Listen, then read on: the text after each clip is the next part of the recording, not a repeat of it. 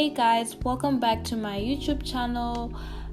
So I wanted to do a quick intro because I forgot to do one. So during the week I visited Bushmanrock with my partner, and Bushmanrock is basically Zimbabwe's premier destination for wine, weddings, wildlife, and polo, and they also host other hospitality functions as well.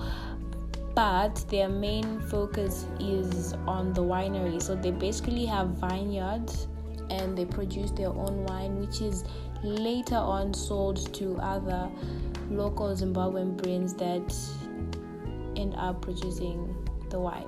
Yeah.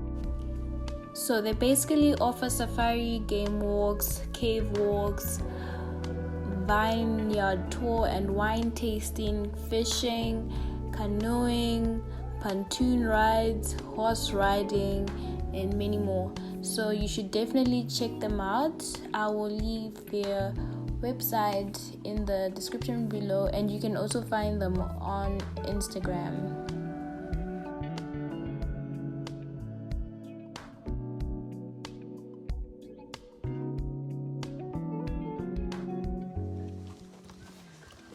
Hi guys, welcome back to his channel. My backyard. My backyard. We're at Bushmanrock because my lovely blesser, the famous blesser, decided to take me here. You know the bobs. So today we're gonna be, what are we doing today?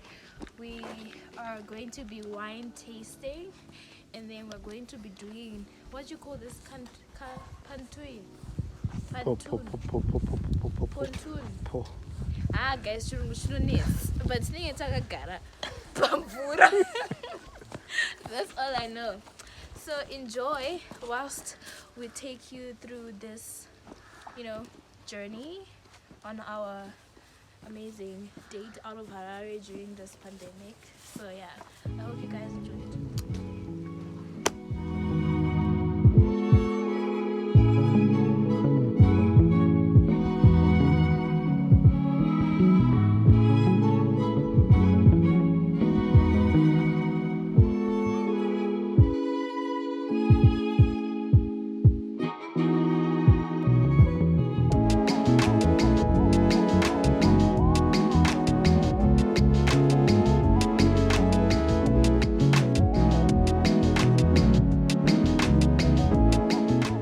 We were actually tasting the wine before we even got to the wine tasting.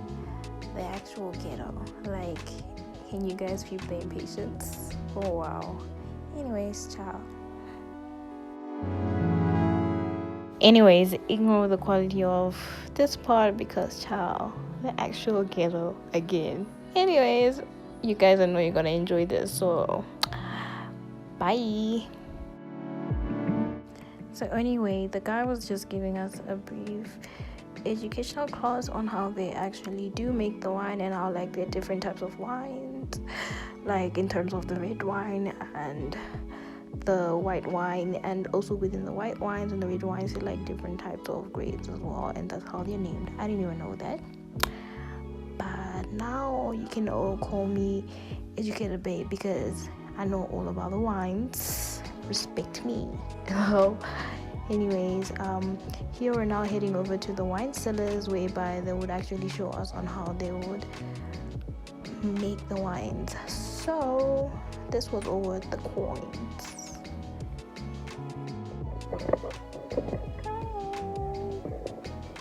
So what's happening here? We're just getting introduced to my what's the table? Call me back here.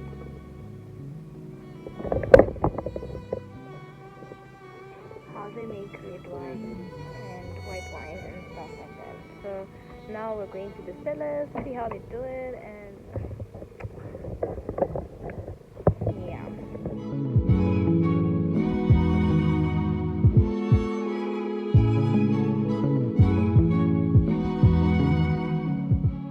So here he was basically just telling us about how the grapes go through these big machines and how they're processed and pressed and switched into wine.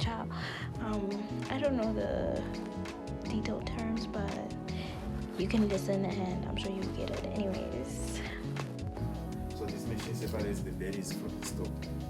So you have your stalk coming at the other side, then your crushed grapes are then pumped from this machine to this one, which is known as the presser. So the presser, what it does is just squeezes out the juice from the crushed grapes. When you crush, you have a little juice. Now when you press now, you have the whole juice from the grape. Okay. Now from that concept, there are different ways of handling your grapes when you want to make your wines. Now for white wine, the procedure is just simple. You just distill. What color is the juice when you after being pressed? After being pressed. Now for the white grapes, it's just white. Yeah, it's just white, but it will be cloudy white. No? It will not be that clear white. It will be just cloudy white. That's for the white grapes. Now for the reds now. So typically, if you have noticed, all grapes have white juice. So from that concept alone, you can also make a white wine from a red grape. Right? So now when you want you can? That's why I asked. Ningachi rosé or something. No. It will be a typical white wine. Oh. Typical white wine. I didn't know that. So the procedure for a white wine from a red grape is just crushing your red grapes and pressing. You get white juice for white wine. Oh. Crush and you press. Now, if you want to make red wine now from red grapes, what you do is you just crush, you don't press. Because the color of the red wine comes from the skins of your grapes. Oh, okay. That's how you get your red color of your wine.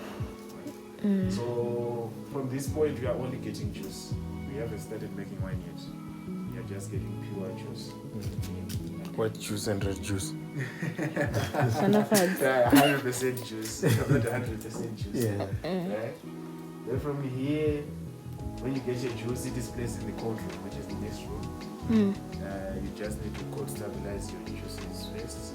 Because if you leave them maybe warm, they will lose those aromas and taste very fast. Oh, okay. You just need to cold stabilize them. So that's only the process that happens. You just get juice from this point, right? So from here we go into the cellar where the magic happens. Alright. Turning juice to wine.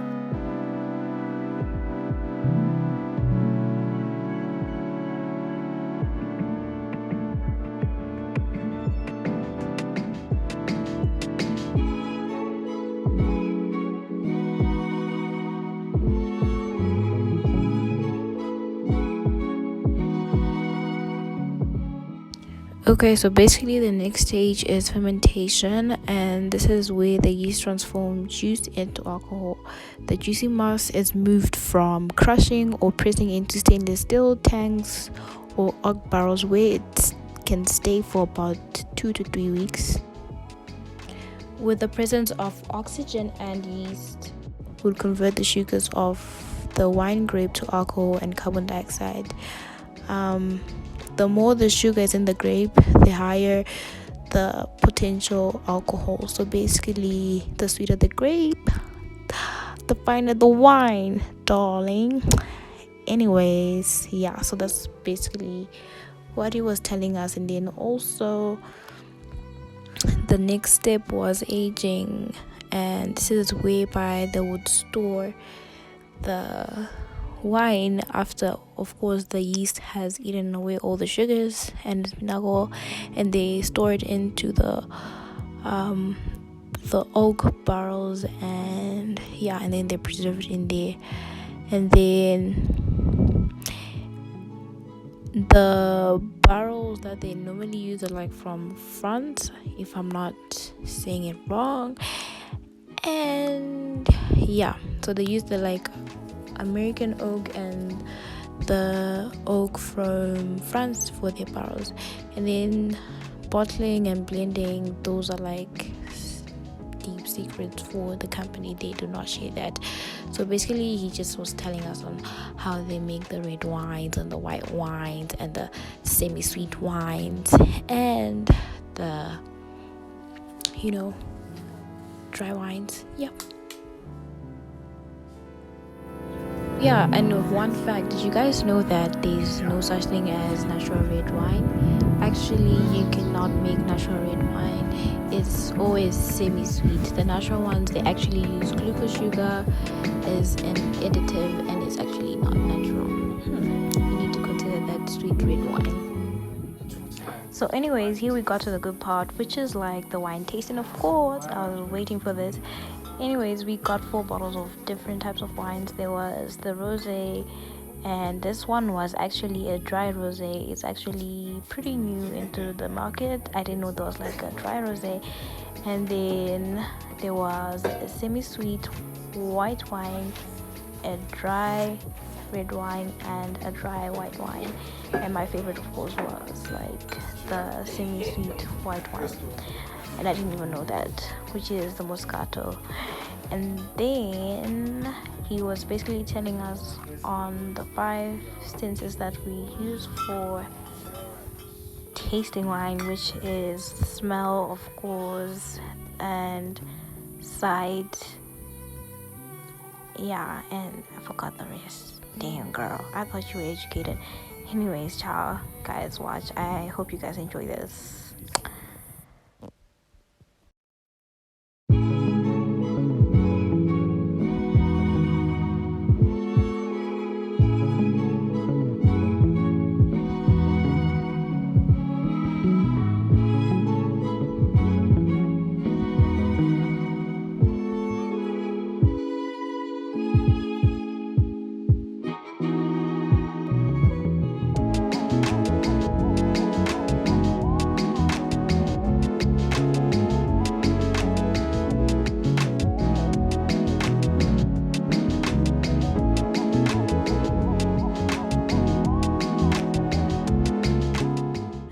Sorry to disturb you from watching. Anyways, can we just peep how my man is looking so good? Anyways.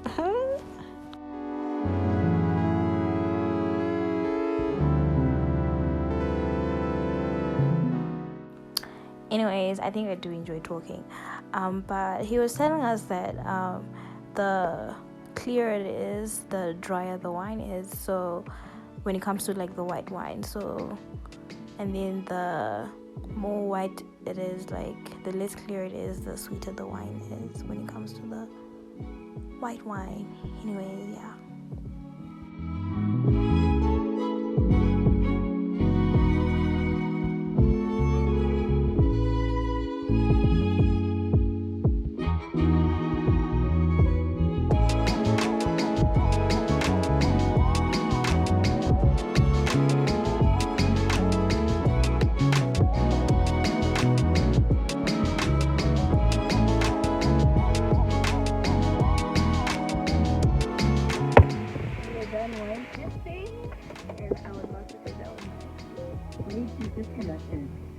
No more about the wine. It was nice, and it was nice on the tasting the wines and stuff, and getting to know like the difference, because I never paid attention to that, to be honest.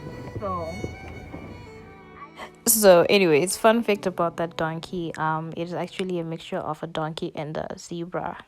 Bruh, I was shocked too.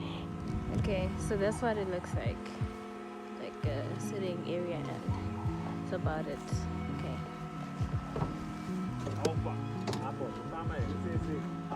With some wine and Mr. Pazagamba.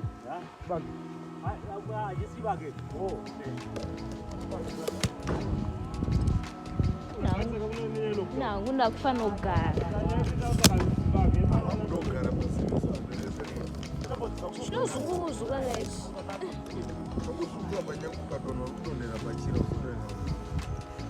Iwe. Imembo dzemuZimbabwe idzi. Imembo dzekudzenzi chibhona nemuthu. Tinokutera chamwe.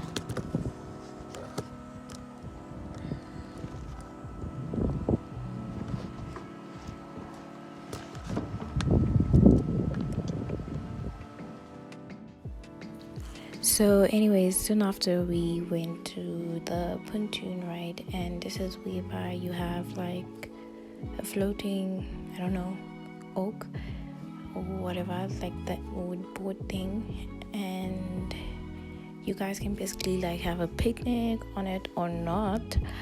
But we did not have that because that day it was raining, so they didn't advise us to.